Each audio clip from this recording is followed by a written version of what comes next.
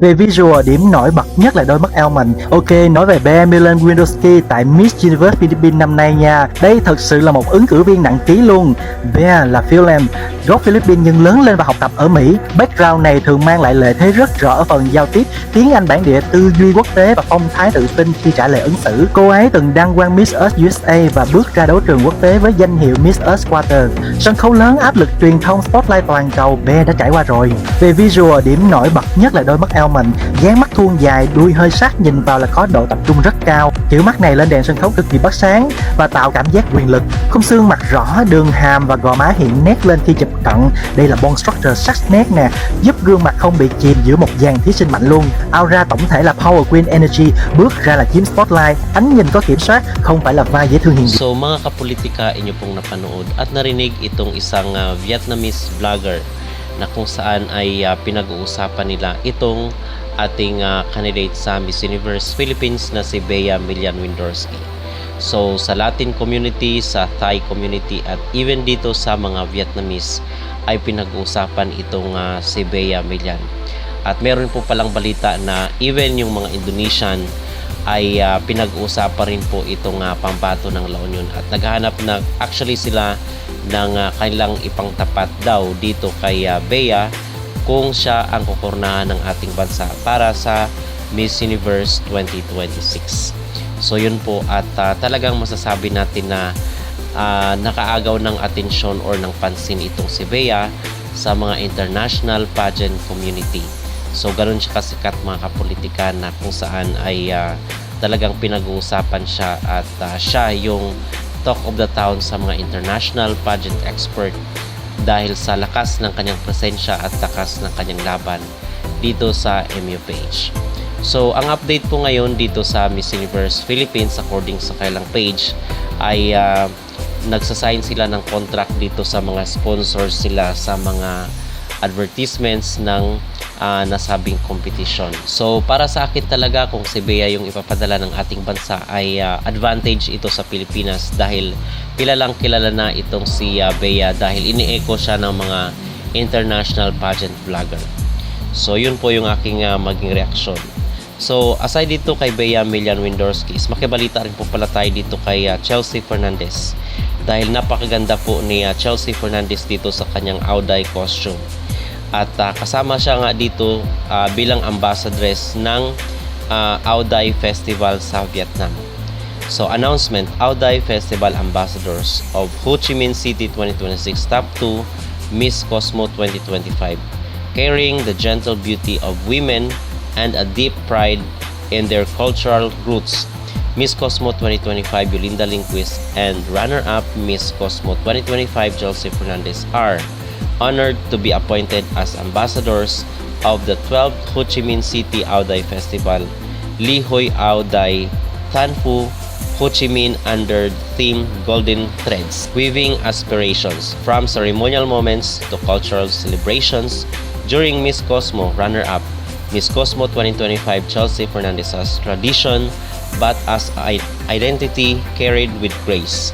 Her presence at the Ho Chi Minh City Auday Festival reflects a deep appreciation for Vietnamese heritage and a shared mission to elevate its beauty on the global stage. So yun mga kapolitika at talagang napakaganda ni Chelsea Fernandez at ni Yulina Lindquist dito sa kailang pagsali sa Auday Festival. At update naman po pala tayo dito kay Atisa Manalo dahil siya po ngayon ang bagong endorser at ambassadress ng The New Moon PH. So may pinakitang video dito sa kanilang sa kanyang social media na kung saan siya ang bagong mukha at meron siyang commercial ng nasabing beauty products. Okay? So yun po mga kapolitika ang mga pinaka-latest ngayon na update dito sa mundo ng beauty pageant. So mga kapolitika, ano po ang inyong masasabi na pinag-uusapan even ng mga Vietnamese itong si Bea Milian? Siya na kaya ang kukurnahan ng Miss Universe Philippines?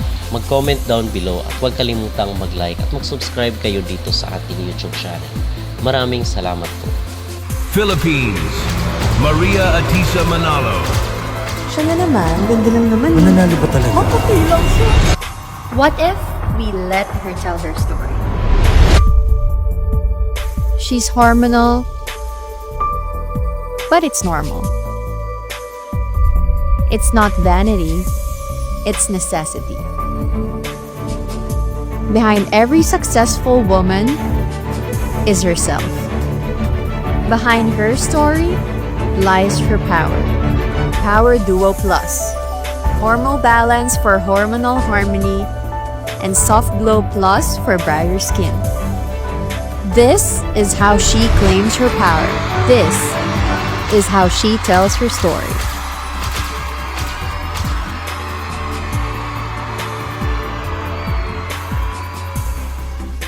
Alam ko na sasabihin mo.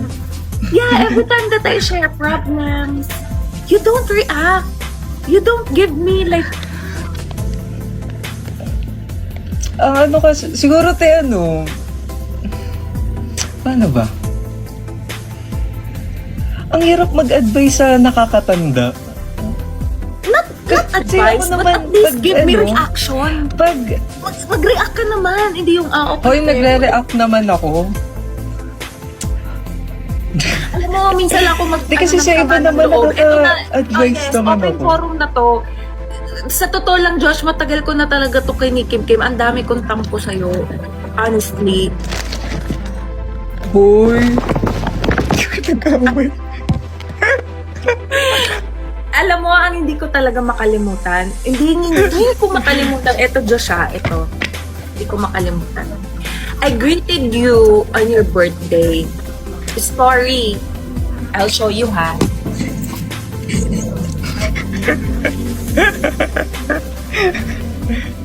Okay, Joshua's birthday is on October 11. Ah. Birthday mo, 11 or 12?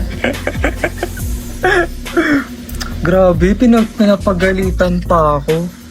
Hindi kasi nalilito ko kasi ang 11, birthday mo? Or anniversary nila, mami? Kaya nalilito ko, ba't siya 11 or 12? Hindi, 11 yung wedding anniversary. Ah, that's 12. 12. Wedding anniversary nila mami yung 11, tapos 12 birthday. Si Kuya Rin, taga mo si Kuya Rin. Ay, paano ba ipakita to? Nag-aaya ng kape. Kita mo ba? Yan! May pera yan! May pera yan! Hindi naman niya magyayayay. May pera yan, may pera yan. Oo ka na, dyan lang yan. Hindi, sabi niya ako daw manlilibre. Wala naman te. Kapal naman. Hindi kasi diba, hindi, ganito naman kasi yon. Diba siya may motor kasi siya. So syempre, since isasakay niya ako, dapat ako na yung sagot sa food namin. Eh, wala akong pera ngayon. Ang dami pang bayarin sa school. O sige na, magkape ka na. Magkape kayo.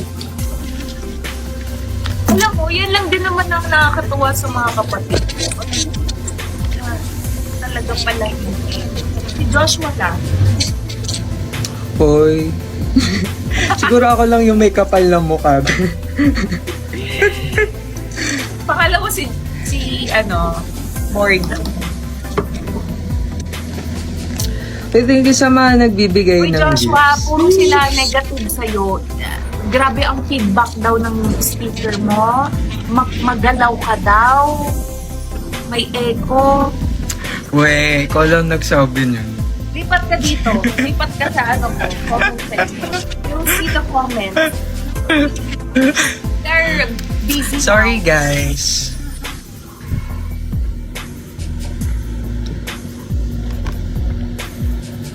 October 2024.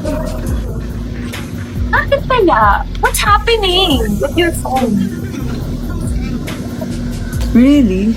Bakit ganun? I'm not wearing okay naman. earbuds na. It's not me. Joshua, Ha?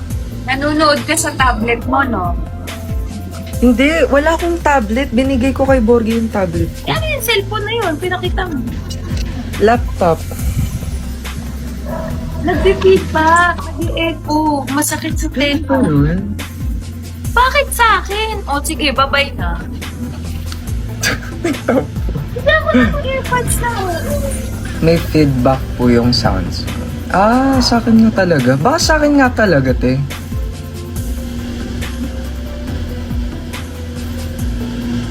Alam niyo ba, guys? Ay.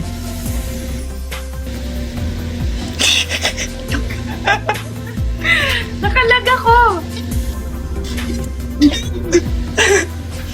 Guys, ganito kasi yun. Try ko daw i-mute. Josh, sa'yo nga. Naka-off Hindi ko na. alam eh kung paano. Ako talaga.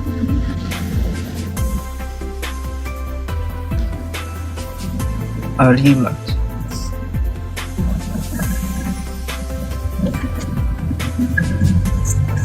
Uy, ganun pa rin. Pag nagsasalita, may echo.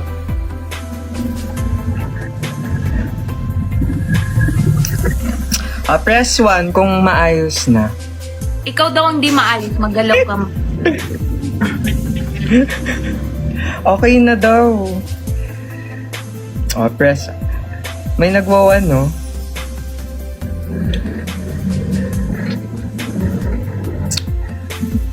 Plan ko. Okay, back to the real topic. Di ko to makalimutan. Okay, Josh, may echo. Thank you, Kia. Gabby, thank you.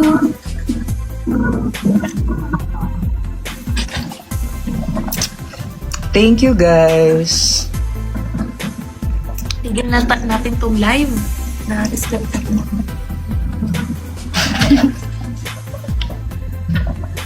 Oh, eto na. Okay. Back Yung mga to the- binibigyan nyo, guys, ipang kakape namin ni Kuya.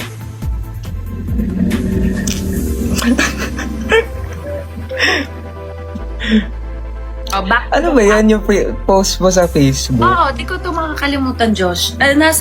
First time ko to actually tatanong kayo. Pero buong pamilya natin alam to. Ikaw lang ata walang may alam. Okay. So Josh was born Uy! October 12. I posted a story Bye, guys. October 12, 2024. I greeted him, happy birthday. So I posted this picture. It's so cute, right? Gwapo siya eh. You're so gwapo there, oh. Nothing to be O, hindi ko ashamed yun. of. Ang pangit ko dyan. Alam nyo ba? Andito siya, oh. Nasa smile tray. Tsaka, andito, oh. Hindi niya shinare. Hindi niya shinare. Hindi man lang siya nag-comment at nag-heart. Okay. Okay lang yan. Okay. Because my brother now, Gen Z ka ba? Gen Z? Yes. Okay. Sige, palagpasin. Because I'm a very understanding ate. Okay, maybe he is into aesthetics, di ba? Mga Gen Z, very, okay, baka hindi pasok sa aesthetics niya. Okay, 24 hours. So the story expired already. Nag-story ka ulit! Yung kaklase niya, nag-greet sa kanya, happy birthday, Josh, blah, blah, blah, ganyan. In-story niya. So, okay lang sana yun. Okay, kasi baka best friend niya, close sila, baka may kailangan yun. Kasi in-story niya, pero yung mukha niya, naka-sticker. Naka-sticker! Ikita niya. Tapos ito, na-cute siya. Hindi niya din story. Pero yung kaklase niya, nag-grenade siya. Naka-sticker yung face niya. Yung logic doon. Anong logic? Ayoko yung picture na yan. Pero, kaya mo i-share yung naka-sticker yung face mo? Yun lang ang reason Yari mo? tayo dyan, aray mo. Yun lang ang reason mo, Josh? Kinimkim mo 2 years. Magto 2 years. Sige. Pero Guys, sticker, sobrang ayoko dong picture ko na yan, te. then you can share it, man. You should have shared it and just put sticker also if you want